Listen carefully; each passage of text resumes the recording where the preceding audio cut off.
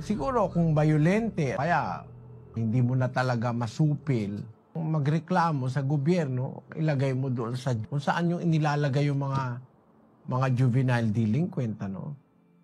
Pero hanggang magagawa nyo na supilin at mahalin, akayin ng inyong anak, ang sabi doon sa unang Timoteo 5:8, kung ang sino man di nagkakandili sa kanyang sariling sambahayan, lalo-lalo na sa kanyang sambahayan, ay tumanggi siya sa pananampalataya at lalong masama kaysa hindi sumasampalataya. So, tatak ng masamang tao yung hindi nagkakandili sa kanyang sariling sambahayan. Kailangan makita sa atin na tayo nagkakandili sa ating sambahayan. Yun ang nakasulat sa Biblia, kapatid. Meron kasing paraan ng Diyos na pagmamahal kasama ng disiplina.